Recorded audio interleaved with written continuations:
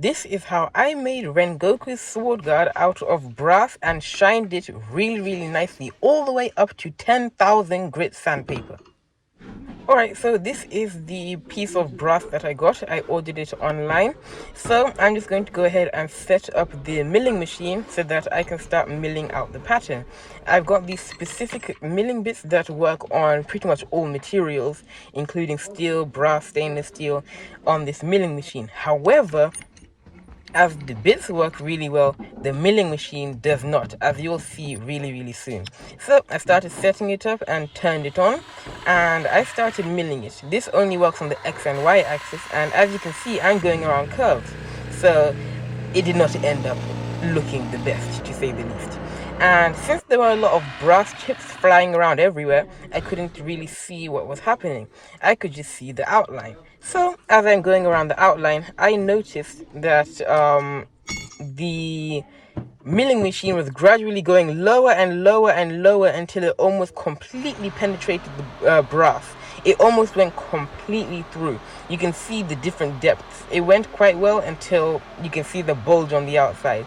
And to make matters worse, it didn't even follow the line. So I thought of a new method, ordered some more brass, and started working on the second attempt of the brass sword guard. Alright, so I've gotten an angle iron and I started drawing out the lines. I got the pattern on the brass again, and I'm just setting it up into the vise with the angle iron attached.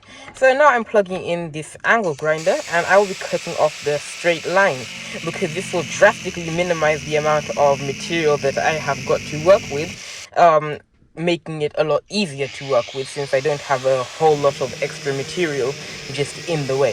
Unfortunately, I'm not allowed to use the angle grinder since I am under 18, so I have to get my metalworking teacher to use it for me. Luckily, he's really good at using it, so he was able to follow the lines really nicely. These are all the brass cutoffs from the pattern. I will not be using these. Maybe I'll find some use later on. So in that area, he couldn't go all the way through, otherwise it would cut into the pattern. So he just cut partially the way through, and I can finish it off with the hacksaw. Luckily, cutting brass isn't too difficult because it is a really soft metal, so the saw just glides right through it, and it is really easy to cut.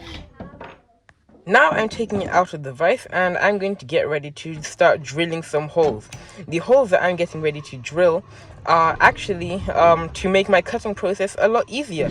Alright, so I'm going to start at 4 millimeters for these over there that I need to cut out.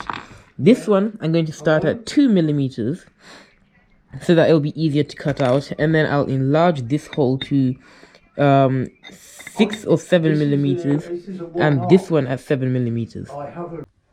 So I'm starting at quite a small sized drill bit, and I'm going to be setting up the drilling machine right now. This drilling machine has no problems. It fits it in really nicely and it works really well. So I've just got my center punch and my hammer, and now I'm going to start making the marks so that the drill bit does not skid. Now that I've made the marks, I'm just going to plug in the drilling machine and get ready to use it. I've got my safety goggles on right there, and I'm just going to drill into the holes that I have center punched. Alright, now I've got to enlarge the hole. I've got a 7 millimeter drill bit. Remember, wood is dimension.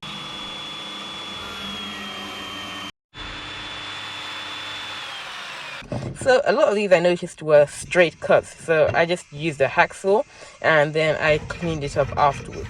I didn't have to use a jeweler's saw, thankfully, because the blades break really easily and it takes substantially longer. So I'm just using the hacksaw for this.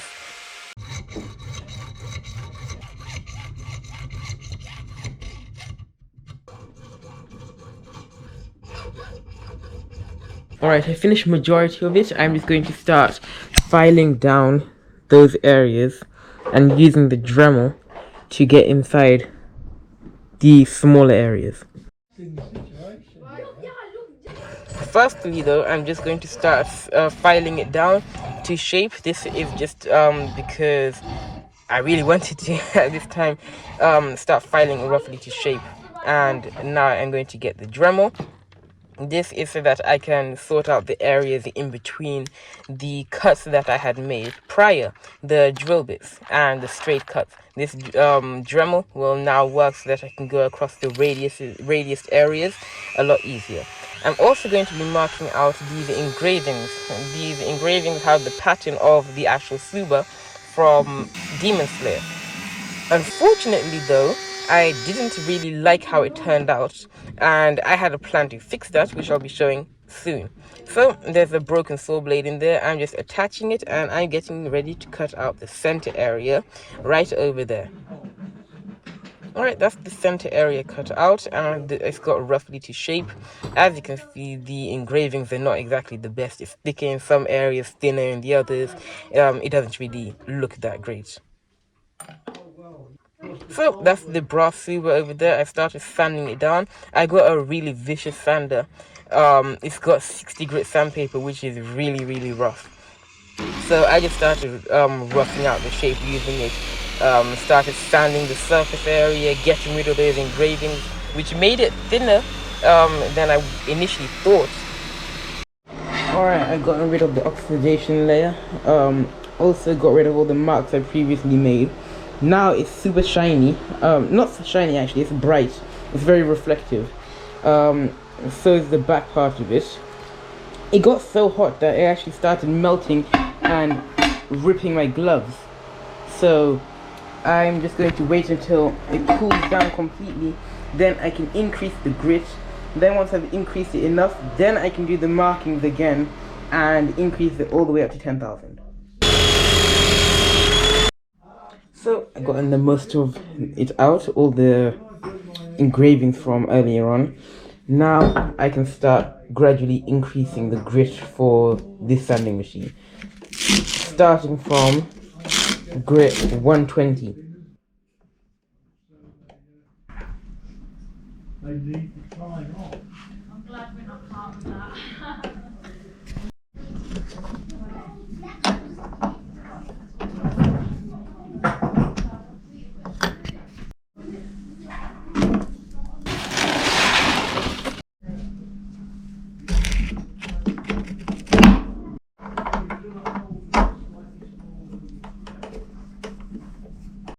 Just finished P60 grit.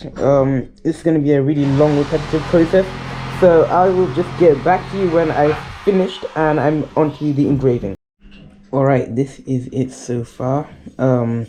That's just up to, what is it, 400 grit. So now I can go ahead and engrave it and continue going higher and higher. Up to 4,000 I think would suffice, maybe 2,000. I'll of course see once I get to those grits.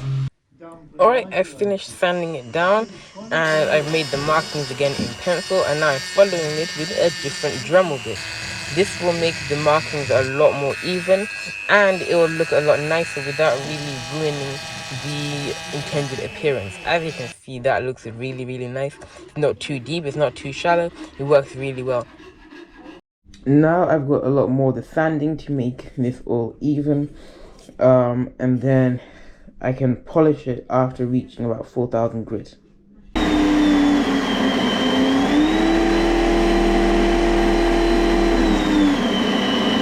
Alright, I decided I'm going to go up to 5,000 grit. You can already see the reflection in it and it's actually really nice.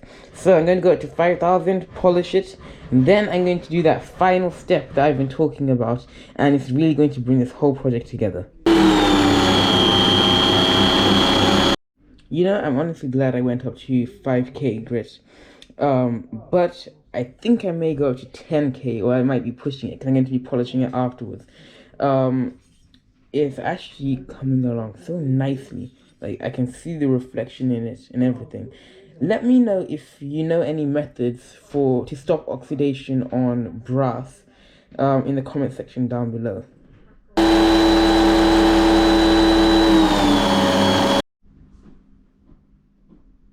I decided I'm going to take it one step further and actually go all the way to 10,000 grit sandpaper. That was just 7,000 complete, now it's 10,000, and it's actually going to be crazy. I can already see my reflection in it. Now I want to actually polish it up and apply the lack on it. It's going to be crazy.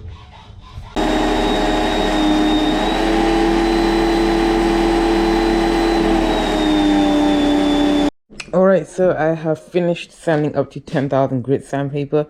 There wasn't much of a difference between this as the 3,000 to 5,000, but it still got the job done. Now I can go into polishing.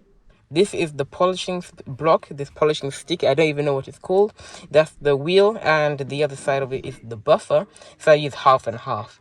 It's in the same drill that I attached the really rough sanding paper. That is the Tsuba, and now I can get ready to start polishing and buffing.